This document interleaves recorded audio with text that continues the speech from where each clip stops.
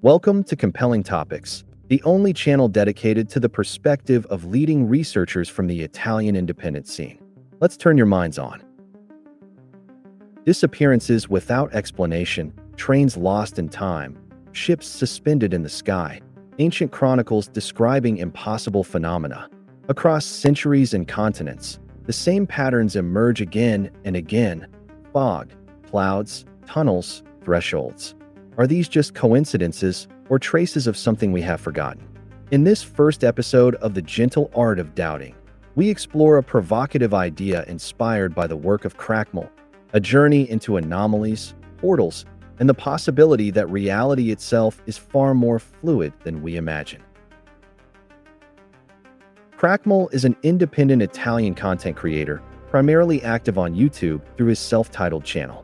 His work falls within the realm of alternative and fringe research, where he weaves together history, symbolism, unconventional physics, and esoteric interpretations of reality. In his videos, he examines ancient texts, historical chronicles, and anomalous phenomena, offering unconventional perspectives that challenge the mainstream view of history and science. Recurring themes include dimensional portals, the frequencies of matter, lost civilizations, and ancient technologies reinterpreted through an energetic lens. His style is narrative and reflective, often structured as a journey of doubt and discovery, where the viewer is invited to question rather than to seek definitive answers.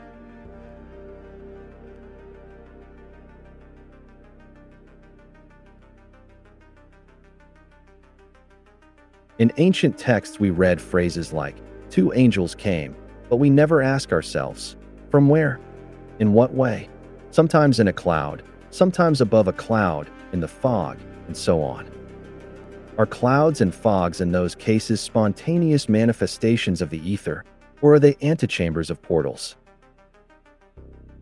Clouds associated with sudden appearances have a long tradition, and there are many stories, even recent ones, involving portals associated with clouds. I will briefly recount a few of them. The first concerns an event that occurred in Russia in 1952, although it came to light much later. On June 7th of that year, a train left Vyborg station bound for Kanylyarvi, carrying children aged 10 to 13 to summer camps for Soviet pioneers. We are in the Leningrad region. At 9 p.m., the train had not yet arrived at its destination, and the alarm was raised. At 1:30 p.m., it had regularly passed a point 10 kilometers from the final station, but then vanished. Mystery and dismay. The incident was reported to Moscow, and Beria informed Stalin. It seems that Stalin, after listening carefully, said, "You have 3 days to find the train." Hundreds of militiamen were deployed, the KGB, and all available investigators were involved. But, although the track was single with no branches, there was no trace of the train. Let us now jump forward in time. 40 years later, on June 7, 1992, an unknown train appeared at Finland Station. Old model wooden carriages, an IS series steam locomotive. Along the wagons hung red flags, pioneer insignia, and portraits of Lenin and Stalin. The passengers were boys aged 10 to 13, wearing white shirts and red ties. The boys stepped off the wagons and found themselves facing new trains, strangely dressed passengers, and an unfamiliar station. The group leaders, together with the conductor Nina Vladimirovna, made their way to the administration offices. After 40 minutes they returned. They were visibly distressed, and the boys began to grow frightened. They were crying and appeared dazed. The senior counselor said, "Guys, what you see is not our country, and it is not our time. We are hostages of a terrible natural phenomenon. From 1952, we have jumped to 1992. We await instructions." The boys re-entered the wagons in shock. Nina Vladimirovna consulted the physics teacher. "Tell us what is going on," she said. The response was, "It is difficult to imagine anything other than that our train has entered an anomalous area existing in a space close to our own. It is sometimes called the third dimension. Near this station there must be a vortex that favors these anomalies, which can last for hours, days, months, or years." Let us return to 1952, to June 9th. A train unexpectedly appeared on the third platform at Knylyarvi station, and all the workers and managers approached the train. The conductor was bombarded with questions. "Where did you disappear to? What happened? Why didn't you contact us?" The conductor, after recovering, said that as they approached the station, they had begun to feel unwell, with a sense of dizziness and loss of memory. Conductor Nina Vladimirovna, pioneer leader Rufina Nikolaevna, educator Georgy Petrovich Burtsev, and station officer Olga Petrova were immediately charged with kidnapping and arrested. 6 months of investigation and trial followed.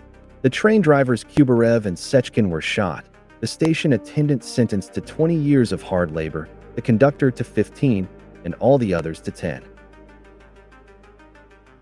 The second story also concerns a train, this time in Italy. In the summer of 1911, a new train made an inaugural journey from Rome to Milan, organized by the Sonetti Railway Company for promotional purposes. It consisted of a steam locomotive and 3 carriages. The train traveled through half of Italy without incident. On board were 106 passengers, many influential Italians, several politicians, members of the Sonetti family, as well as violinists and waiters. The train reached a hilly area between Emilia and Lombardy and was about to enter a newly built tunnel, one of the longest of the time at 1 kilometer. A white fog almost blocked the entrance. 2 passengers began to feel ill, a sense of oppression so overwhelming that they decided to jump off the train. The others, along with the entire train, entered the tunnel and never emerged from the other side. Disappeared. After 10 days of searching, the matter was hushed up. It was even suggested that they might have vanished of their own accord, that they had put a plan into action. In 1915, the tunnel was destroyed by a bomb and later filled with stones. It appears, however, that the train was sighted in different parts of the world, in the Balkans, in Norway, in Chernobyl. 40 years later, it was spotted in Crimea, heading towards Sevastopol, and also in Zavalchi, where it seemed to float in the air. The most sensational sighting, however, took place in Mexico, going back some 70 years before the events described. A psychiatrist reported seeing dozens of people who claimed to have stepped off an Italian train. They were strangely dressed and suffered from memory problems. The psychiatrist concluded it was a case of mass hysteria. Someone also connected this phenomenon to the description found in medieval records from Medina of a machine that emitted smoke. The remaining stories concern events from many centuries ago. The Irish Chronicle Speculum Gifts recounts that in 956, in Clora, while a religious service was taking place in the Church of St. Canaris, a loud metallic noise sent the parishioners rushing outside. What they saw took their breath away. An iron anchor had struck the church door and become lodged in it. Above them, a ship was floating in midair. A sailor had descended along a rope to free the anchor and appeared to be swimming through the air. The parishioners tried to seize him, but he cut the rope and the ship rose, taking him with it, and it disappeared. In 1123, an analogous event occurred. A ship reportedly flew over London during the reign of Henry I. People began to descend from a rope ladder. Fearing they were devils, the townspeople seized them and drowned them in the Thames. The others escaped by cutting the ship's anchor rope. The expression, "cut the rope," remains in use to this day. Finally, speaking of ships, one cannot overlook the story of the Flying Dutchman, a ghost ship that travels at remarkable speed across seas spanning half the world. Dozens of novels have referenced it, including the narrative of Arthur Gordon Pym in Chapter 10. Wagner, in 1841, set the story to music in his opera The Flying Dutchman. It is said to be crewed by beings who seek to communicate, yet are destined to remain unheard until the day of judgment. Are these invented stories? Perhaps, but they share certain recurring elements: fog, tunnels, clouds, water, all of which seem to create moments of transition between different planes of reality. In other words, portals. The stories recounted share the sudden creation of temporal or spatial pockets, preceded by the appearance of clouds or dust, as in the case of the prophet Ezekiel, or of fog, sometimes green in color. These etheric variations are the edges of a portal, where worlds of different frequencies touch one another and give rise to phenomena. The states of matter have a higher or lower concentration according to the different aggregation of the ether. There are low and high-frequency worlds, and there are passages between them. These passages can be vertical, between different hierarchies, or horizontal and parallel, which also include the information portals present in shared vibratory environments, such as those found beneath the domes of churches. We do not always have outward signs of a portal, yet we all subconsciously know that frequencies can affect reality. And we have all tried to activate a portal, even playfully, as when someone pretends to wave a magic wand. At other times, entering a tunnel, we feel a sense of discomfort and displacement, waiting to find the familiar and reassuring reality at the other end. This sensation is felt even on a small scale, simply by stepping into an elevator or a vestibule. In these cases, we are subjected to the portal because we have not chosen it. This discomfort is often labeled claustrophobia, fear of enclosed spaces. But is it really only that? Or is there something more? In films, we have seen hundreds of portals, such as the Star Trek transporters. In that case, the atoms are disassembled and reassembled elsewhere, a hard concept to accept. The splitting into atoms does not actually happen. It is the whole being that is displaced. In the Doctor Who series, a telephone booth is used, and in Harry Potter passage takes place through a fireplace. In these fictional cases, it is the individual who requests the portal. Fireplaces were once found in all older houses, but were they truly just fireplaces? They often featured a very large and elaborate upper section that was never blackened by smoke. And there were the andirons. What were they really for? Piranesi also portrayed fireplaces on a monumental scale. Chimneys fit for giants, were large enough to walk through. And often, in those same rooms, we find three-dimensional ceilings, fractals, repeating patterns, and mandalas. Older portals may have been those carved into rock. Mystical ceremonies were frequently held within the hollow of a mountain. Time also plays a role in the contact between different realities. On a certain day, at a certain hour, Santa Claus enters the chimney, or appears through it, and there is always a clock on the mantelpiece. Fireplaces often have a direct opening to the outside. One can see the sky through them. Weather vanes are placed on chimneys. It is said they indicate wind direction, yet they are not even visible from the ground. What was their real function? To give coordinates. At other times, passages are connected to sound. Metal is a source of electromagnetic radiation.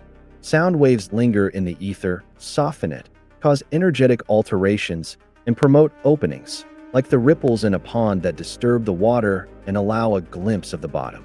The surface is moved, and the boundary between two planes of reality momentarily dissolves. There are the famous 9 worlds, and there is the 7th heaven, where we have air, others have water, where we have water, others have granite. A rainbow is also a boundary, a signal of transition, as is a distant bolt of lightning without thunder. It is born in and returns to its parallel world. And there are showers of spiders, fish, and snakes, Where do these animals come from? Even when we sleep, we create from nothing the space and time we need in order to act elsewhere. We visit the parallel worlds around us. Sleep activates a horizontal portal, an encounter with neighboring spaces. When we watch a film, we immerse ourselves in other realities. We are in more than one place at once. When we board a subway car, we emerge in a different place. We have not moved, yet reality has changed. Even children often try to build a pocket of space to create a place inaccessible to others. Only the one who creates it may enter. One can hide and remain invisible, whether at the back of a wardrobe or in a treehouse. A cave, on the other hand, provides a hidden place for a hermit. Meditation is also a portal, as is prayer. One might even argue that when a child cries, they activate sound waves and demand a portal back to an earlier reality, the safety of their mother's presence. Entire settlements can hide, beings who do not wish to mingle with our civilization, or who fear other entities. Swift knew something of this, and every now and then wonders are noticed, as in the skies over Nuremberg. Mobile phones are also portals. They activate wireless, etheric information. The news comes to us, or we go to seek it. Previous civilizations did the same things, albeit in different ways. I will conclude with something about the portals par excellence, the so-called triumphal arches. Why do we find them all over the earth? Evidently, they were considered deeply necessary, just as it is evident that someone or something passed beneath them. But what happened in the moment of passage? There is a comment on this that strikes me as both interesting and fitting. It suggests that at the moment of passage, vibrations were activated. The arch was able to identify whether the being attempting to enter from the other side was a friend or an enemy. In short, the arch would function as a kind of detector, a reader of different frequencies, in which its structural elements acted as components of a scanner designed to isolate dangerous entities. We are speaking of true energy vampires who enter our world to create chaos, dark presences in the apocalyptic air. Ever since these portals were deactivated, like cathedrals, energy vampires have invaded our world. There must have been an approach, or a collision, with this parallel reality. And now, these energy vampires are attempting to conquer all of Earth. That's all for today. See you in the next episode of The Gentle Art of Doubting, here on Compelling Topics.